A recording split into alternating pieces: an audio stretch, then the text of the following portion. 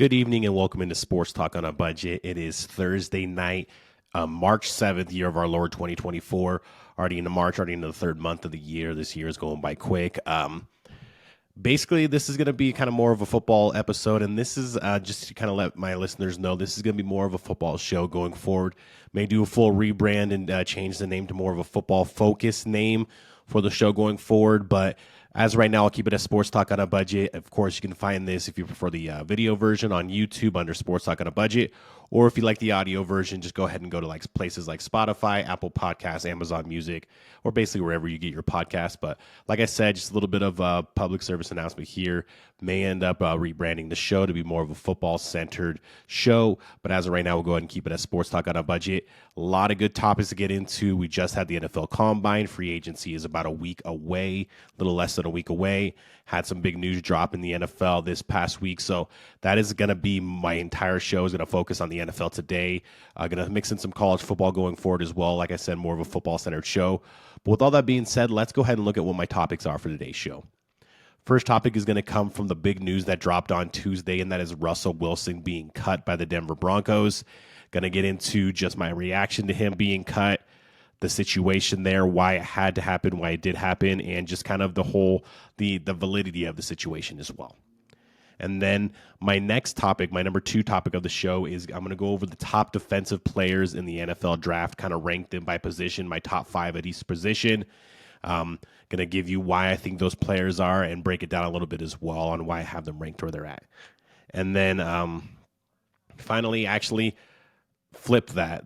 That's going to be my third topic, the top 5 position players for the defensive side in the NFL draft. My second topic is actually going to be the best fits for the top free agents, especially on the offensive side, more on the offensive side today, but the best fits for the top free agents and where I think they would fit best and what team I think would be the best fit for each one of those players, not just for scheme-wise and play, but also for how much they can make in free agency as well. With all that being said, let's go ahead and dive into the show. So as I mentioned, first topic of the day is going to be the news that dropped on Tuesday, and that is going to be the Broncos releasing Russell Wilson. Now, the release isn't official because the new league year hasn't started yet, and it'll start next Wednesday on the 13th. But, you know, in every sense of the word, the Broncos have released Russell Wilson, and they will be releasing him on the 13th, and he will become a free agent and be able to go wherever he'd like to. And just looking back at the kind of the Russell Wilson tenure, if you will, 2 years, I don't know if you can call that a tenure, but whatever. We'll look back at it. Russell Wilson as a starter for Denver was 11-19. So not nearly the numbers, not just wins and losses, but the overall numbers, especially the first year with Nathaniel Hackett, got better this year under Sean Payton. He actually put up decent numbers. He was top 5 in some categories, top 10 in some other categories, but the eye test wasn't there. You watch Russell Wilson play, and you just didn't seem the numbers that he was putting up didn't match with the results that he was the performance he was putting on the field. And him and Sean Payton are not a match made in heaven. In fact, they're a match made in nowhere. They're just not a good match. Sean Payton likes a quarterback who is a quick decision maker, on time, accurate, and sticks to the scripts and sticks to the plays that he's going to call. That has never been Russell Wilson going all the way back to his days at Wisconsin and NC State. He is a guy that likes to ad-lib. He likes to move around the pocket, likes to extend plays, even when he doesn't always have to. Sean Payton, that drives Sean Payton nuts, and that's why you saw that interaction on the sideline in Detroit where Sean Payton was just going off on Russell Wilson, because things like that, you can ad-lib and you can make plays, and Russell Wilson has made a career off of that, and hats off to him. But when the play is there and the play is to be made and your first read is there, or your first read might not be there, but your second read is there, you got to get rid of the ball. You don't need to scramble. And just those sort of plays that Russell Wilson, like I said, made a career off of in Seattle that he's not really able to do to as high of efficiency now this later in his career when his athletic ability isn't there and his timing isn't as good as it was early on either, and his arm strength isn't as good as it was early on either. You can't be doing that, and Sean Payton is going to drive him nuts. That's not the quarterback he's looking to have in his system. So it was definitely not a match made in heaven. But the bigger kind of reaction to this is just what the Broncos are giving up these next couple of years to get rid of Russell Wilson. there will be $85 million of dead cap over the next 2 years. I believe it's like 39 this year, and then it'll go to what is that? That'll be about 47 the following year of dead cap for both years. So they're strapped. They better hit on draft picks. They're not going to be able to bring in a lot of top flight free agents. They just released one of their best defensive players in Justin Simmons, who was a 4-time All-Pro, an All-Pro this past year and a Pro Bowler. He was a cap casualty due to this deal that they had with Russell Wilson. I mean, when you look at the original deal, what the Seahawks got and what the Broncos gave up to get Russell Wilson, it was a 2022 first and second round pick, 2023 first and second round pick, Noah Fant, Shelby Harris, and Drew Lock.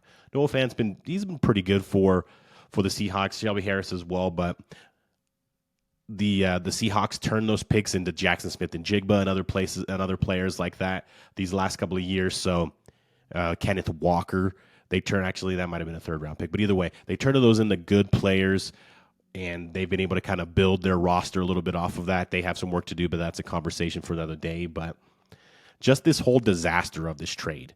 And I remember when I first reacted to this trade and when this trade first dropped, I thought it was a win for the Broncos. I was wrong there. But what I didn't like that the Broncos did right away is they extended Russell Wilson and gave him a full contract after that. I know you've seen him play for Seattle, but he hasn't played a down for your team. You don't know how he's going to mesh with the new coach you just hired to get Aaron Rodgers, basically, and Nathaniel Hackett. With the players that you have on your team, you don't know how that's all going to work out, and you go ahead and give him a large contract, and that is why you're in this situation. So I didn't like that kind of quick contract that they gave him right after the trade, and they gave him way too much power in year one. Sean Payton tried to rein him back in this past year, and you could tell that wasn't working out either. So looking back, a lot of people are saying, is this the worst trade in NFL history? You have the Herschel Walker trade in the late 80s, early 90s when the Cowboys sent Herschel Walker to the Minnesota Vikings and basically got a king's ransom back that they turned into guys like Troy Aikman and Michael Irvin and ended up turning in to the guys that were the centerpieces for their dynasty in the 90s. So that was a bad trade for the Minnesota Vikings, even though Herschel Walker was a good player at that time and was a really good running back as well. But that's one of the worst trades that you can compare it to. And one that we might be early on is this Deshaun Watson deal with the Browns. All they gave up and then turned around and gave Deshaun Watson a fully guaranteed deal. And he hasn't shown at all that he's the guy in Cleveland so far. And the whole situation around Deshaun Watson when that happened for Cleveland to go ahead and do that was just mind-boggling. But looking back at Russell Wilson, I'll get into that here in my next topic where I think the best fit for him would be going forward. And I think he still has some in the tank. He can be kind of a bridge quarterback, maybe start for a year or two as a younger quarterback develops for a team. I think that's going to be his kind of role going forward. I don't think he's going to be a guy where you just hand the keys over to him and say, okay, this is going to be our starter for the next 4 to 5 years. He's 36 years old. He has taken a lot of shots, not a lot of injuries or like a lot of missed games in his career, but he's taken a lot of hits because he's a mobile quarterback and he's not the biggest guy in the world, about 5'10". He's probably about 220, 225. So taking a lot of hits.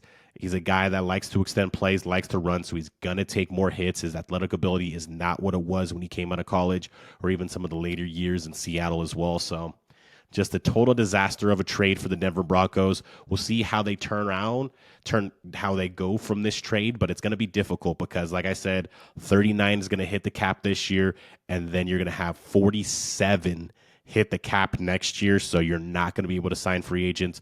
They're really going to have to knock it out of the park with the draft and maybe just do have some more releases or trades, more cap casualties coming from this team to get them just any kind of money that they can use to spend to get better players in-house, because now it's all on Sean Payton and everything's on Sean Payton now, because even if Russell Wilson doesn't turn around and have a great career, you decided that you rather have this guy play for another team and take that hit. So that's just a tough pill to swallow. So that'll move us to our next topic. And like I said in the beginning of the show, this is going to be the best fits for the offensive free agents and also trade partners as well, people like Justin Fields. the best team fits for these players. So we'll go ahead and start on offense, and we'll start with the quarterback position. And the first one we have is Kirk Cousins, of course, as the Minnesota Vikings quarterback. I think that's the best fit for him to go back to Minnesota. I know a lot of people are talking about Atlanta. There's speculation that he's already looking for a house in Atlanta. He's already bought a house down there. His wife went to Georgia, so she's from the Atlanta area. She's from Atlanta, but she went to Georgia, so she's from the area basically. There is familiarity there with Raheem Morris, who's the new coach for the Atlanta Falcons. If I'm the Atlanta Falcons, I like Kirk Cousins. I think he's a good quarterback, but he's getting older. He's going to be 36, 37 years old here. He's just coming off an Achilles injury. That is not an easy injury to return from. I don't care who you are. It's not an easy injury to return from.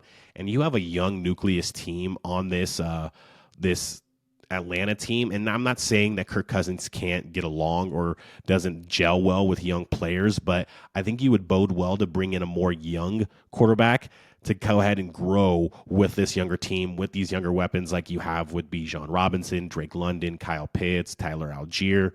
Some of these young weapons that you have that are growing and getting better year after year. I really think you're better served bringing in a younger quarterback to grow with them than a guy like Kirk Cousins that's going to basically say, okay, we're going to try to go all in for the next couple of years. I like their weapons and I like the direction of this team, but they're not a quarterback away from being a Super Bowl contender. They may be a quarterback away from being the division title contender, but is that your ceiling? Is that all you want? If that's all you want, then fine. Go ahead and get Kirk Cousins. But if you want to kind of build towards the future and look into another direction, I'll go into that in one of my next couple players coming up here. I think there's another direction that maybe has a higher ceiling, maybe doesn't have the floor, but has a higher ceiling and is a younger person that I think could be a better fit for this Atlanta Falcons team going forward. And then we'll go back to Russell Wilson, we just talked about him in our first topic. I think the best fit for him is the Pittsburgh Steelers. And there's already news out there that him and the Pittsburgh Steelers are planning to meet here in the next couple of days and potentially over the weekend. The Pittsburgh Steelers are a team with Mike Tomlin, very good coach, never had a losing season, and always finds a way to get them in the hunt. They were in the playoffs last year, and Mason Rudolph was their quarterback down the stretch and was their quarterback to start in the playoff game. So that shows you just the talent that the team has and just the culture and the structure. I mean, you look at the offense, you have guys like George Pickens, Deontay Johnson, good wide receivers. You have Pat Freiermuth, that's a solid tight end. You have two good running backs in Najee Harris and Jalen Warren. Solid offensive line as well. And, of course, you know the defense with guys like T.J. Watt, Cameron Hayward, Mika Fitzpatrick. You know that they're going to play good defense as well. So this is a team that has a lot of pieces in place. Now, I'm not saying they're a quarterback away from winning a Super Bowl. No. But they're a quarterback away from being a more competitive team and not a team that makes the playoffs, but no one thinks that has a ceiling of making the playoffs, and that's it. Because that's what the Pittsburgh Steelers have been these last 2 years. Their ceiling is making the playoffs as a wild card, and no one thinks they'll win even one game. Maybe you bring Russell Wilson in there, stabilize the organization a little bit, and maybe that helps out a little bit. And also what I would like to think as well is Kenny Pickett, it looks like it hasn't worked. He regressed hard last year. Now, I know the offensive coordinator and Matt Canada, no one liked him there, and a lot of people are putting that on him. But still, it's not working with Kenny Pickett. You can't go forward with Mason Rudolph as your starting quarterback. He's not a starter in this league. He is a backup.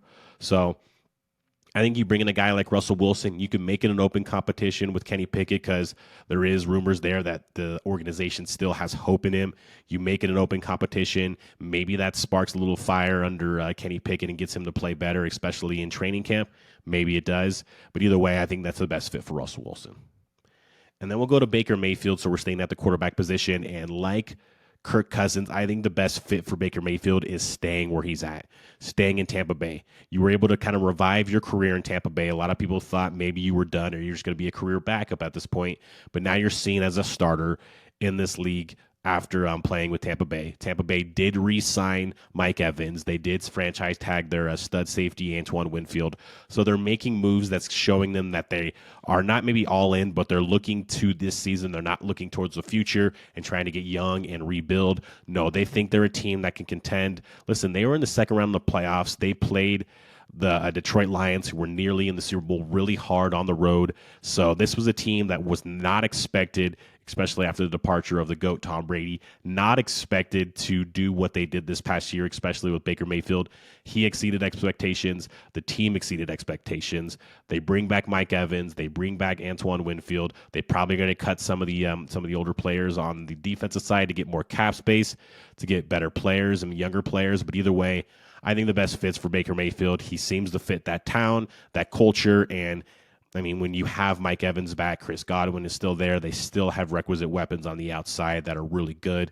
So I think the best fit easily for me is for Baker Mayfield. Would I love to see him on the Patriots? Yeah, I think he'd be a good fit for the Patriots, but in his best interest, I think his best interest is staying in Tampa Bay. And then my final quarterback is not actually a free agent, but this is going to be more of a trade partner, and that is Justin Fields. Now, the rumors coming out of the combine is that the market for Justin Fields is very thin, that maybe the Chicago Bears overestimated the market that they could have for Justin Fields, and I think all the rumors that it seems to be that those Chicago Bears would consider to keep Justin Fields and trade the first overall pick and not take Caleb Williams. That looks to be gone. It looks to be that the plan for the Chicago Bears is to take Caleb Williams overall, reset the rookie clock, save them some money so they don't have to pick up the fifth-year option for Justin Fields, and in my opinion, get a better player with a higher ceiling in the NFL. Because not only is Caleb Williams a better prospect than Justin Fields was coming out of college, but I think he's just a better overall player. His ceiling's a lot higher. He's a lot better throw over the football, a lot better anticipation, a lot more accurate. He may not be the athlete that Justin Fields is, but it's not that far behind. And the things he does throwing the football from the pocket, his accuracy are a lot better than what Justin Fields is, and it was a lot better than Justin Fields was when Justin Fields was at Ohio State versus than what Caleb Williams did at USC. But to get back to Justin Fields, I think the best fit for him is Atlanta. And I think Atlanta, I understand, like, they think that they're a quarterback away from getting into the playoffs and winning the division, and then anything can happen. I don't know if that's the case, and I don't know if Kirk Cousins coming off of a Achilles injury and being in his later 30s at this point is the answer there. I'd roll the dice on Justin Fields. Justin Fields, yes, I just said some maybe not so great things about him, but he's still a young quarterback. He's only played 3 years in the league. He's still a guy that has some upside. He's got a ton of athleticism. You pair him with guys like Bijan Robinson, and that could be something that Zach Robinson, their new offensive coordinator, could really work. Maybe some good plays there. And if he can reach his potential, now you have a young nucleus of, like I said, Bijan Robinson, Drake London, and Kyle Pitts, all guys in their mid-20s or lower to younger 20s, with Justin Fields, who's at that same age group as well. Now you have the future of your franchise going forward, and this is something to build around instead of just taking like a 2-3 year flyer on Kirk Cousins, hoping that maybe he plays better in big games and can get you to an NFC Championship game, because that's what I think your ceiling would be with Kirk Cousins, and that is just your absolute ceiling. I wouldn't even pick him. I think your real ceiling would be about the division around at that point, even with Kirk Cousins. But with Justin Fields, if he can start reaching his potential and then kind of hone in some of the things that he does well and even bring in more some of the things that he doesn't do well, I really think that they could have a really good nucleus of a young core going forward with these guys. And now you have a bright future instead of just a couple of years maybe making a run at NFC Championship game, basically. We're going to move to the running backs. And the free agent running back class is just star-studded at this point. A lot of these guys were tagged last year, so they weren't going to get tagged again because the franchise tag goes up even more. And these guys didn't want to be franchise tagged the first time around. They weren't going to take the tag the second time around. We're going to start off with, I think, the best running back in this class, in this free agent class, and that is going to be Saquon Barkley. And Saquon Barkley, I have him going to the Houston Texans. He's definitely not going back to the Giants. And the reason why I think the Texans are the best fit is young offense. Obviously, with CJ Stroud, had a really good season last year, but they need weapons. They have Dalton Schultz. Maybe Tank Dell comes off the injury and plays like he did before. You have Nico Collins. You have some decent young weapons. but I think getting another running back to go with the Dameon Pierce is going to be in his third year. Had a good rookie year, kind of fell off last year in his second year. But if you pair him with Saquon Barkley and Saquon Barkley becomes your guy and Dameon Pierce can kind of be the number two, I think he could flourish in that role. Saquon Barkley can also flourish in a role where he's not going to have to carry the ball 30 times a game. He's going to share snaps with Dameon Pierce, and now he's not going to get maybe as injured as much. He's not going to take on as much of a load. And I love pairing him with C.J. Stroud. So I like Saquon Barkley with Texans. I think that's a great fit there. And then we go to Derrick Henry. I think Derrick Henry to the Dallas Cowboys is huge. Not only for just the star factor, and you're going to basically steal a lot of headlines, which Jerry Jones loves to do if you did this, but what really hurt the Dallas Cowboys last year was Tony Pollard, I think, is a very good running back, but he's kind of a limited running back. He's better out of the backfield, catching the ball, and he's better kind of outside of the tackles. He's not great running in between the tackles, and that really hurt them in short yardage and goal line situations when they had to throw the ball more than run the ball with Tony Pollard. You get a guy like Derrick Henry, who I think still has some fuel left in the tank there. I think he could really be an upgrade there. You have Rico Dowdy, who was kind of the rookie that came on for them last year. They could be a 1-2 punch. Tony Pollard's a free agent. You probably don't bring him back, but I think Derrick Henry would be a really nice fit for this Dallas Cowboys team. You have him do that two-headed monster with Rico Dowdy. You don't give him the ball nearly as much as what Tennessee did, and I think that could be a really good fit for Derrick Henry and the Dallas Cowboys. Then we'll move to Austin Eckler from the LA Chargers. I think the best fit for Austin Eckler is the Carolina Panthers. Carolina Panthers have money to pay him, and not only that, the Carolina Panthers just need weapons outside of Adam Thielen. They just need guys for Bryce Young that he can lean on. And you can lean on Austin Eckler, not just in the run game, but you can lean on him in the pass game as well. So he's a very, very versatile running back. So I think that's a huge upgrade at the running back position for the Carolina Panthers. Yes, maybe it's not an upgrade for Austin Eckler, but you're going to get more money and you're going to go to a place that's going to prioritize you because you're going to walk in there and you're going to be the best offensive weapon on this team from day one, and they're going to prioritize you a lot more than maybe the LA Chargers did. And then my fourth and final running back fit here is going to be Josh Jacobs, and I have him going to the Baltimore Ravens. And the reason I have him going to the Baltimore Ravens, Gus Edwards is a free agent, J.K. Dobbins is a free agent. I don't think the Ravens bring either of those guys back, especially J.K. Dobbins with his injury history. And you pair a guy like Josh Jacobs, who has just been very productive his entire career with the Vegas Raiders, with a guy like Lamar Jackson that they're always going to have a good run game just because of the run threat of Lamar Jackson. You throw Josh Jacobs in the mix there, I think that really boosts their run game even more. And they still have a very good offensive line that's going to be great in run block and run schemes as well. So I think that's a really good match for Josh Jacobs. Get him to a better team with a better quarterback, and I think he's going to flourish there, and I really think him and Lamar Jackson could flourish really well together, leading that run game for the Baltimore offense. And then we'll go ahead and move to my wide receiver fits, and we're going to start with who I think is the number one wide receiver left in this free agent class that didn't get franchise tagged, and that is going to be Calvin Ridley. And selfishly, I'm going to put Calvin Ridley on the New England Patriots. The Patriots need to go out there, and I think, like I said, Calvin Ridley is the number one wide receiver left in this free agent class that didn't get tagged, and give him the bag. Pay him as much as he wants because they need someone close to a number one wide receiver. I still think Calvin Ridley has the skills and has the potential to be a number one wide receiver. Struggled early on last year for Jacksonville, but really came on late and had a good end to the season for Jacksonville. Is still a guy, fast, quick, runs good routes, has good hands. Just a really good overall player is Calvin Ridley.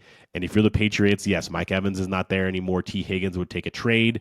Go ahead and sign the best wide receiver on the market in Calvin Ridley. Yes, he may not know what your quarterback is, but you can sit in house and tell him what your quarterback plan is. And then the next one is going to be Marquise Hollywood Brown, and that's going to be the Panthers as well. I think you pick up Austin Eckler. I think you pick up Marquise Brown. You get people in there that are going to help Bryce Young because you're stuck with Bryce Young, at least for the next couple of years, with what you did to get him with Chicago. So get him weapons, starting with Austin Eckler at the running back, Marquise Brown at the wide receiver. I think that could really be a good fit there. He'd step in to be with Adam Thielen, and now you're starting to get better wide receivers. Then we have Gabe Davis, who's been kind of the off and on number two wide receiver for the Buffalo Bills. And I think him going to the Kansas City Chiefs would be huge. I think he would step right into that Marquez Valdez-Scantling role that they just cut MVS a couple weeks ago. Step right into that role. He's not a number one wide receiver, but they don't really need a number one wide receiver when you have Kelsey and they're going to try to develop Rashee Rice into that number one mold. They don't have a ton of cap space. Gabe Davis is not going to be someone who's going to be super expensive. So I think he could fit really well with the Kansas City Chiefs. And then obviously if you can play with Patrick Mahomes, that always kind of boosts your status as well. And then finally we have Tyler Boyd, who's kind of been the perennial number 3 for the Cincinnati Bengals, but I think could be a number 2 in a lot of places from the Cincinnati Bengals, Tyler Boyd. I have him going to the Atlanta Falcons. As I mentioned, the Falcons have a ton of weapons. If they're able to get Justin Fields or even Kirk Cousins, who I don't think is as good of a fit, but either way, you pair him with Drake London and Kyle Pitts. Now you have a really good receiving threat. He's probably your number 3 receiving option at that point. Bijan Robinson out of the backfield and Tyler Algier, very good receiving threats as well. You just get more weapons to whoever you end up picking up to be your quarterback, and you just kind of further this team down the road as well. So those are my best fits for the offensive players. I had 4 quarterbacks, 4 running backs, and 4 wide receivers. Obviously, I have no idea where these guys are going to be going. I have no inside information, but those are the fits that I think are the best for each one of those players. Now we'll go ahead and finish off the show with my last topic, and this is going to be I'm going to talk about the best defensive players in this NFL draft. Go position by position and give you my top 5 at each one of these positions here. We're going to start off at defensive tackle or interior defensive line. And my number 1 is Byron Murphy. Byron Murphy is a game wrecker in the middle of the defensive line. Big, strong guy. He's not just good in the run game, though. He's good in the pass game as well. So I really like Byron Murphy out of Texas. Yes, he played to Devondre Sweat, who we'll get to in a little bit here, to play next to him. So maybe that made him better than he was. But still, big guy, moves really well, ran well at the combine. I like Byron Murphy a lot. Then we have Jerzon Newton, and that is the defensive tackle out of Illinois. Not going to lie, Illinois wasn't on my TV a lot, so I didn't get to see him play a lot, but was very productive at Illinois. Big, strong guy. Not great in the pass game, so not a great pass rusher, but is very good in the run game, which is a lot of teams ask for their defensive tackles to do. And then we have Darius Robinson from Missouri, another guy I didn't watch a ton, I'll be honest with you, but showed up in big games, played well in the Georgia game, played well in the LSU game, even though that kind of went back and forth. Their defense didn't showcase a lot, but he had a solid game. Guy who's good in the run game, pretty good in the pass game, but still just a tough run blocker and tough run grader as well. Then we have Chris Jenkins from Michigan. Now, the Michigan defensive line was kind of like a revolving door. They rotated a lot of guys in and out. They had a deep defensive line, and they'll probably have about 2 to 3 defensive linemen taken in this draft. But Chris Jenkins, to me, was by far the best defensive lineman that they had. When he was in the game, he was great against the run, and they had one of the best run defenses in the country. Pretty darn good against the pass as well, but he's a guy you can put in the middle there. You want to put him at nose or you want to put him at defensive tackle, and he is going to shut down the run game and be really disruptive in the run game. And then finally, we'll go back to Texas, and I have Devondre Sweat. Devondre Sweat is, like I said, him and Byron Murphy played next to each other, and that's why Texas had one of the best run defenses in the country. Their pass defense wasn't great, but they were great in the run game, and it's because they had these two guys. Devondre Sweat is a very good athlete at the defensive tackle position, ran well at the combine as well. Big, strong guy. He's actually good in the pass game as well. He's good getting after the passer, but he's also good in the run game also. And then we'll go to my top 5 defensive end edge position. So this is kind of like defensive end, outside linebacker, more edge rushers is what I'm looking at here. This is my next top 5. Number 1 for me is going to be Laiatu Latu, and that is defensive end, outside linebacker from UCLA. This guy has a motor like you. He's just a guy who he never stops. Never stops. He wrecked the game against USC, sacked Caleb Williams a couple of times. He's a guy who's hard to get on the ground, very elusive, obviously, is Caleb Williams. Laiatu Latu, the big question mark was when he got injured at Washington, he was actually medically retired, was cleared about a year later, went and played these last 2 seasons at UCLA and was extremely productive, by far one of the best edge rushers in the country. This guy, like I said, he has the motor, he has the heart, and he is a guy, big, strong guy, long arms, very athletic. He's a guy that's going to be a really good edge rusher in the NFL. Next, I'm going to have Dallas Turner. Dallas Turner had the luxury of playing 2 of the 3 years at Alabama alongside Will Anderson on the other side. But either way, Dallas Turner still showed up on tape. Even when Will Anderson was there and was probably like one of the best, if not the best, defensive players in the country for Alabama, you still watch the tape and you still saw Dallas Turner making plays, not just in the run game, but getting after the passer and making plays all over the field as well. Dallas Turner is very, very athletic and is very disruptive, can get after the passer. Numbers aren't as great as you'd like them to be, but he's a guy who's very disruptive.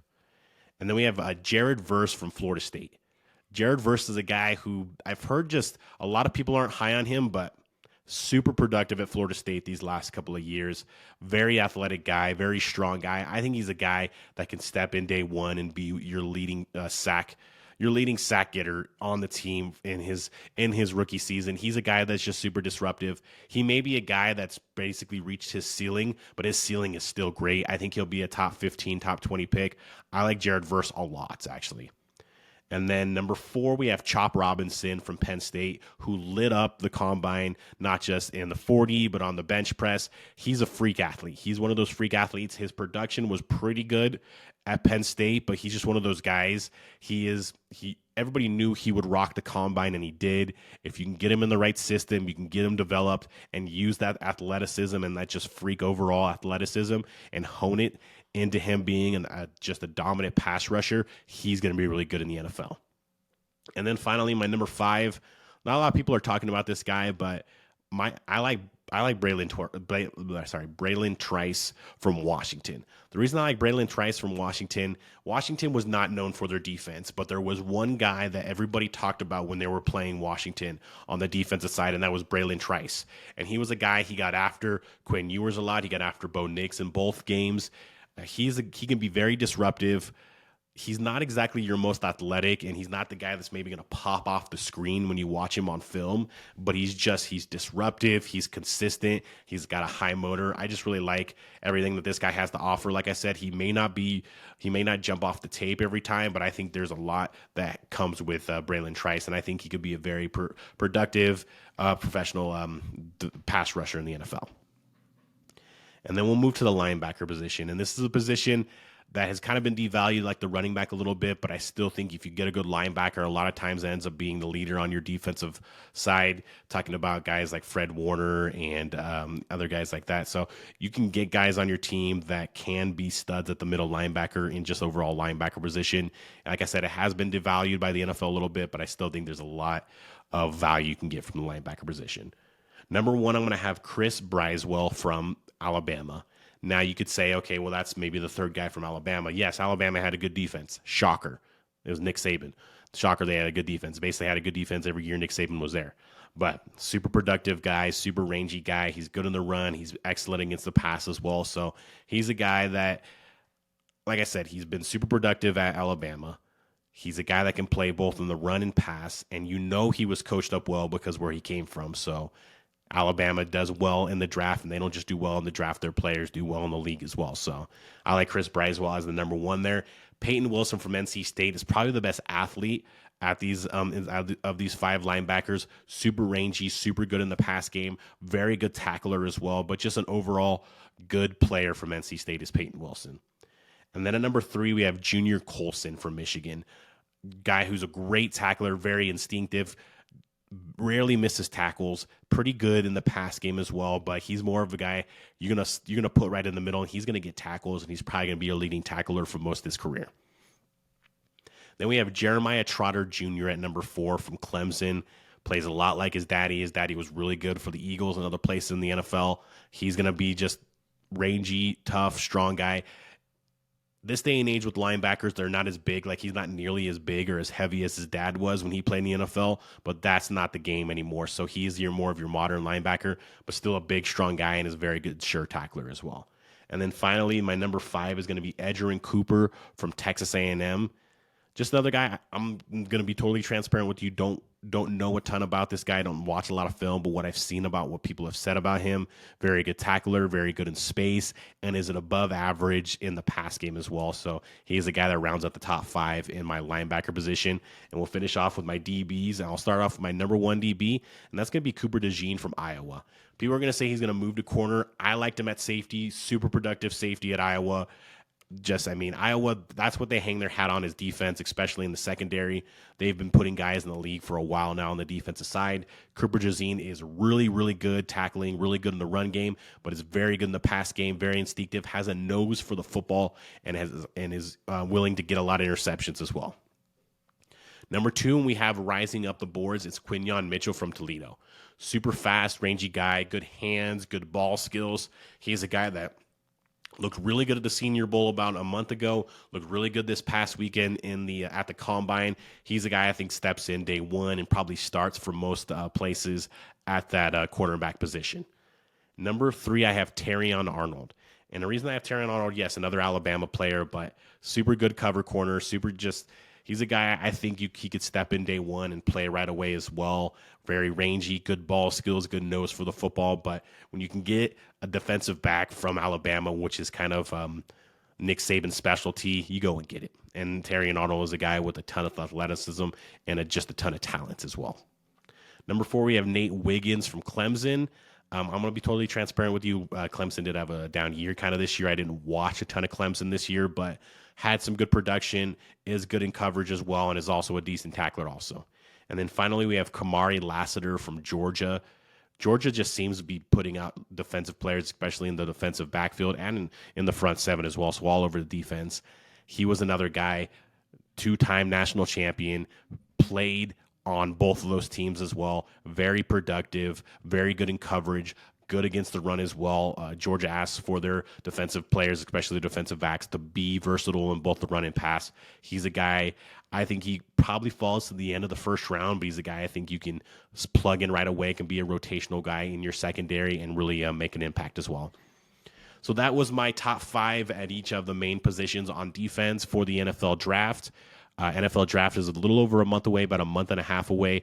Can't wait for that. Love this time of year for the NFL draft. But that has been my show. Of course, like I said, this is Sports Talk on a Budget.